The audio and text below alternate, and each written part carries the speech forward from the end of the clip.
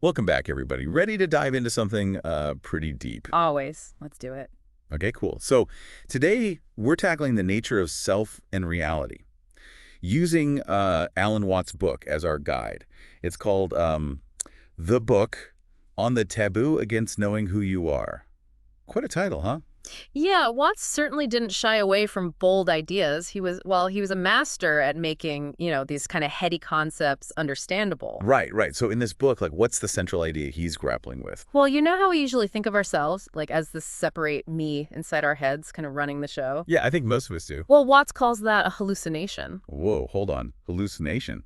That's a bit strong, isn't it?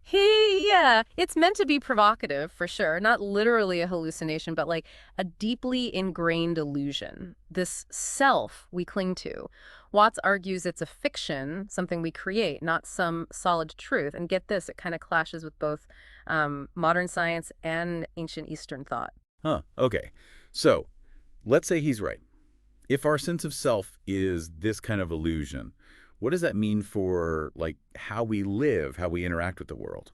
That's where things get really interesting. Watts says this limited self-view causes all sorts of problems.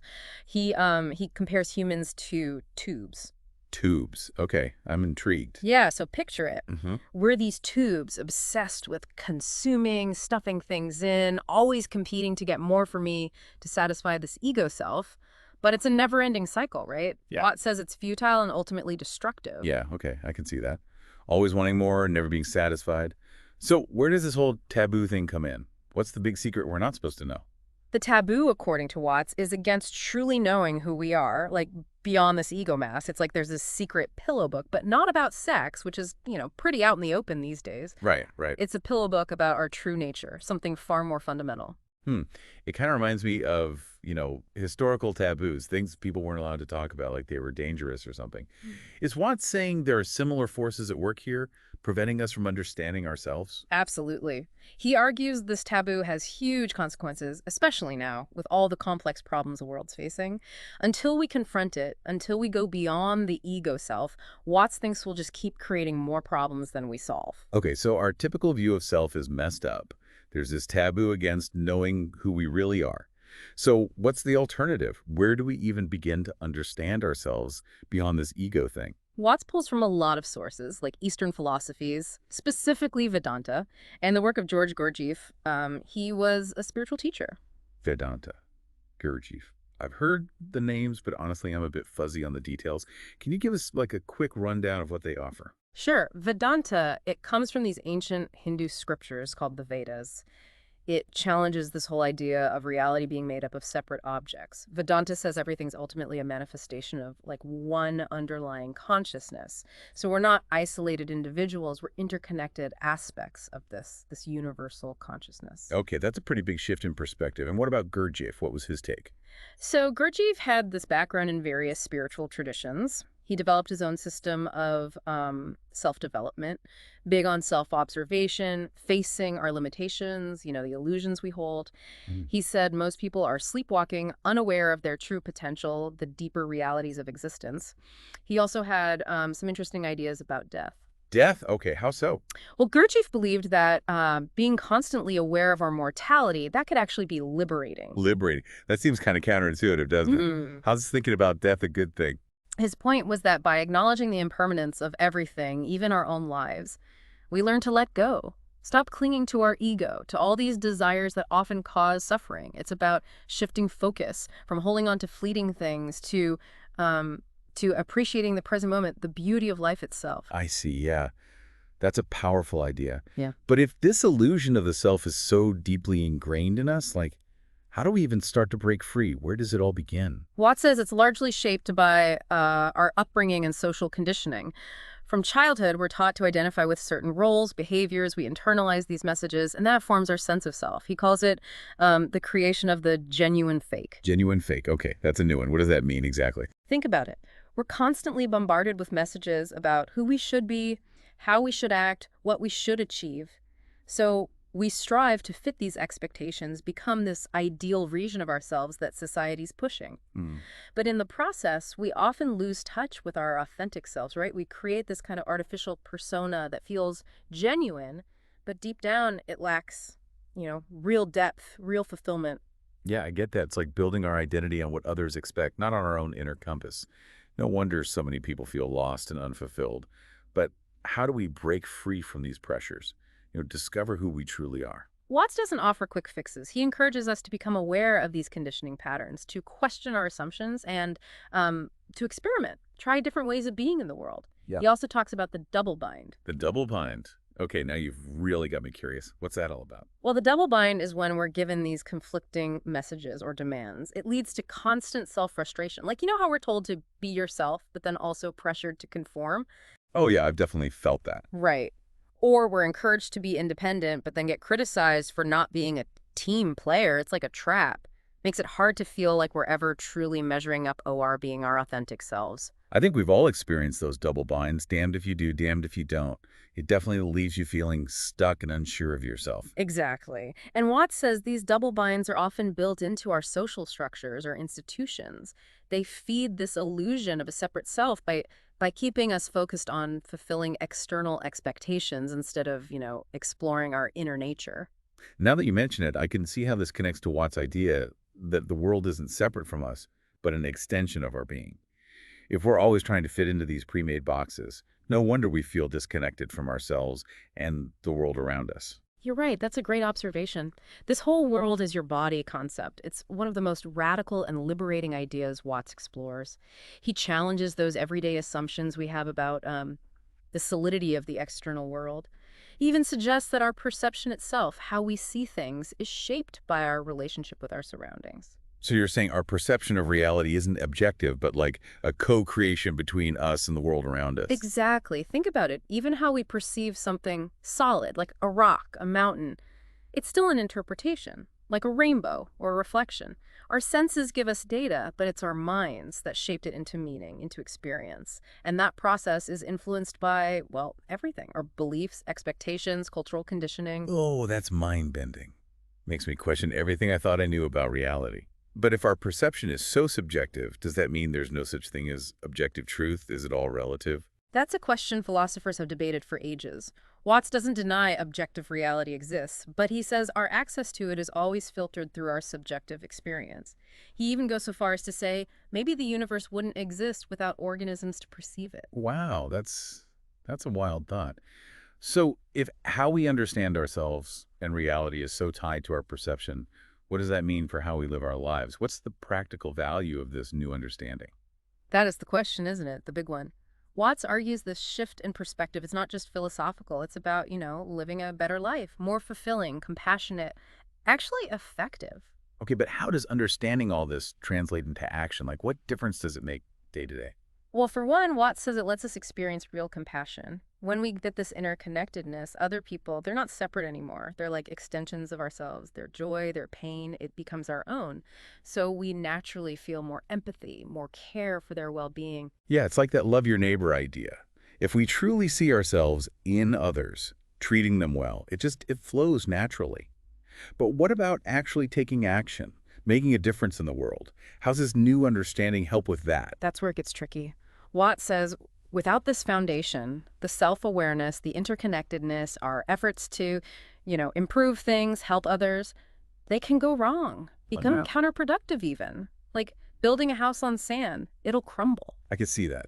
If we're all focused on me and my needs, it's hard to see the big picture, to act in ways that benefit everyone. Like we're playing a game where nobody agrees on the rules, so nobody wins. Exactly. And Watts uses this analogy. He talks about the tendency to produce genuine fakes, things that look good but lack real substance. Genuine fakes, huh? Give me an example. What does that even mean? Think about mass-produced products, designed to break so you buy more. Or things marketed to make us feel good about ourselves, but they just leave us empty inside. Those are genuine fakes. Promises of happiness that just keep us trapped in this cycle of wanting, never satisfied. It's like we're chasing this idea of happiness, but the things we chase, they're just keeping us stuck in a system that profits off our unhappiness. You got it. Watt says this cycle's fueled by that illusion of the separate self, always seeking fulfillment outside itself. He argues true happiness, true fulfillment, it comes from recognizing our inherent wholeness, that interconnectedness with all of life. This brings us to, I gotta admit, one of the hardest ideas for me to grasp, the value of purposelessness. Are you saying we should just give up on goals, on having aspirations? Not at all. It's not about abandoning goals or responsibilities. It's about recognizing that joy, fulfillment, they often come from things we do for the pure experience of doing them, not for some end goal. Oh, okay. So it's like finding that balance between purposeful action and just like purposeless play.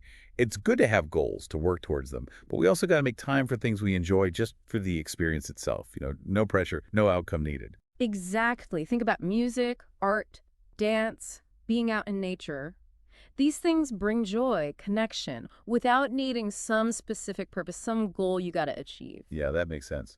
It reminds me of what you were saying about Gurdjieff and being aware of our mortality being liberating. If we're not so busy clinging to things that won't last anyway, we can be more present, you know? Appreciate the beauty, the wonder of life, Right. just as I take. Beautifully put. And Watts emphasizes finding joy in the NW doesn't mean denying the hard stuff, the challenges. It's about seeing those things as chances to grow, to learn. Even ordinary tasks like cooking, cleaning, they can become a kind of play if you approach them with the right mindset. So it's about cultivating that mindful awareness, being grateful for the simple things. Yes. And this ties back to transcending the ego. When we're caught in that illusion of separation, everything's about me and mine.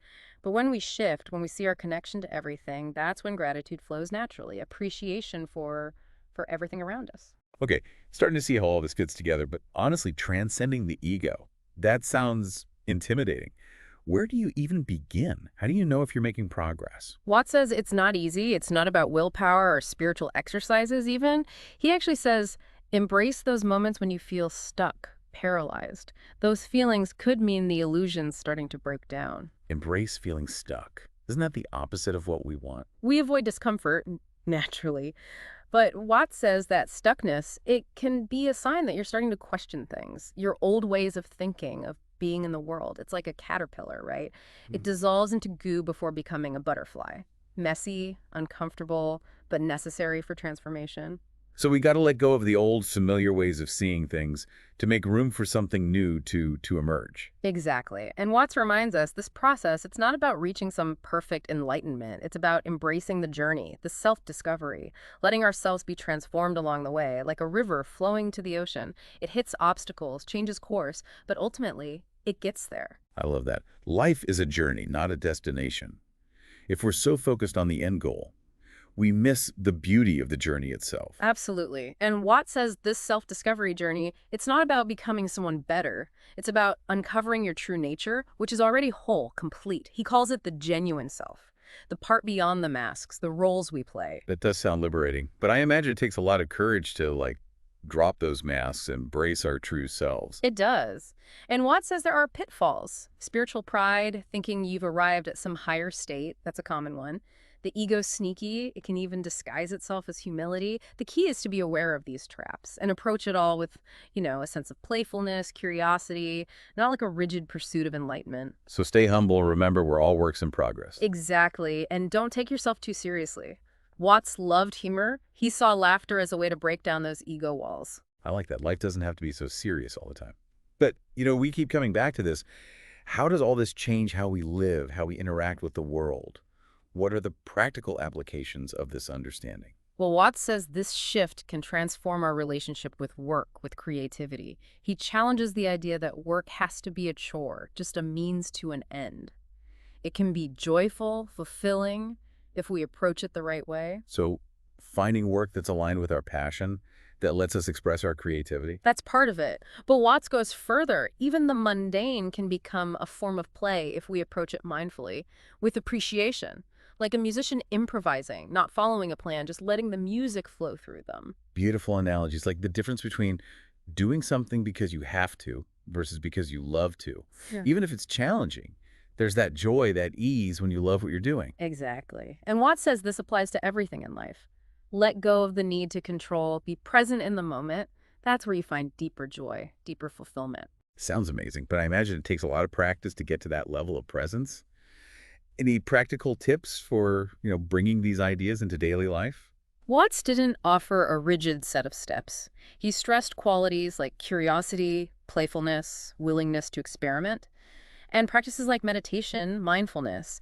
Those can help develop self-awareness, learning to observe your thoughts and feelings without judgment. So creating that space between us and our thoughts so we're not constantly caught up in the mental drama. Exactly. And as you create that space, you can tap into deeper peace, clarity. That helps you make choices that resonate with your values, not just driven by fear or insecurity. Like building a stronger foundation to handle life's ups and downs. Yes. And as we cultivate that inner stability, we become more resilient, better able to face challenges, whatever comes our way. So it's not about avoiding challenges, but having the inner strength to meet them with grace, with calmness. Precisely. And Watts reminds us we're not alone in this. We're interconnected, part of this vast web of life. And within that web, there's an intelligence, a wisdom that goes beyond what we can grasp individually. It's about tapping into that collective wisdom, the sense of belonging to something bigger than ourselves. Absolutely. And as we open to that, we might find support, guidance in unexpected places, and maybe even a deeper sense of purpose, of meaning. This has been incredible, truly thought-provoking. Thank you so much for sharing your insights, helping us understand all this. Happy to do it. Before we wrap up, is there anything else you want to leave our listeners with? Any final wisdom from Alan Watts? Watts was all about living life as an experiment, a playful exploration. So I'll leave you with this. If the world is a form of play, how can you approach your life with more wonder, more creativity, more joy? That's a beautiful question to think about. Really sit with it, explore it. What would it mean for you to embrace life as an experiment? No right answer. The journey, I'd say, the destination. Thanks for joining us on this deep dive. We hope you found it insightful and, well, inspiring. Until next time, keep exploring, keep questioning, and keep playing that game of life. That's a great question. One Watts really grappled with. He didn't give us like a step-by-step guide. It's more about that spirit of exploration, discovering for yourself. No magic formula, huh? Just dive in and see what happens. Exactly. Think about learning to ride a bike. At first, you're all wobbly, you're trying to control every little thing. Then suddenly it just clicks. You're gliding, you're enjoying the ride. I like that. It's true. We spend so much time trying to control everything instead of, like, letting go, trusting the process. Watts was big on that. Embracing the unknown, letting go of that rigid control, letting life carry you like a current. Surrender to the flow, huh? But that's tough, especially when we're so used to planning everything, strategizing. It starts with noticing. Those moments when you're gripping tight, trying to force things. What happens if you soften your grip a little? Allow for some space, some flexibility. Okay, that's a good starting point. Yeah. What else can we do to, like, actually cultivate this way of being? Watts loved meditation, mindfulness. Those are great for developing self-awareness, learning to observe your thoughts, your feelings, without judging them. So creating space between us and our thoughts so we're not so caught up in all that mental chatter. Yes. And in that space, you find peace, clarity. It helps you make choices that are, well, more aligned with who you really are, not driven by fear or insecurity. Like building a stronger foundation to handle whatever life throws at us. Exactly. You cultivate that inner stability, you become more resilient. Challenges don't disappear, but you're better equipped to face them. Not about avoiding challenges, but having that inner strength to meet them, with grace and a calm mind. You got it. And Watts reminds us we're not doing this alone. We're all interconnected, part of this huge web of life. And within that web, there's this intelligence, a wisdom that's, well, bigger than what we can understand on our own. It's like tapping into that collective wisdom, belonging to something bigger than ourselves. Yes. And as we open to that, we might find support, guidance from unexpected places, and maybe even a deeper sense of purpose, of meaning. This has been, wow, really enriching. Thank you so much for sharing all this with us. My pleasure. Always enjoy these conversations. Before we go, anything else you want to leave our listeners with? Any last bits of wisdom from Alan Watts? Watts was all about living life as an experiment, a playful one. So here's something to think about. If the world is a form of play, how can you approach your life with more wonder, more creativity, more joy? That's a beautiful question to ponder. I encourage everyone listening, really spend some time with that. Explore it. What would it mean for you to embrace life as this grand experiment? No right answer. Remember, the journey, the destination. Thanks, everyone, for joining us on this deep dive. We hope you found it insightful and inspiring. Until next time, keep exploring, keep questioning, and keep playing the game of life.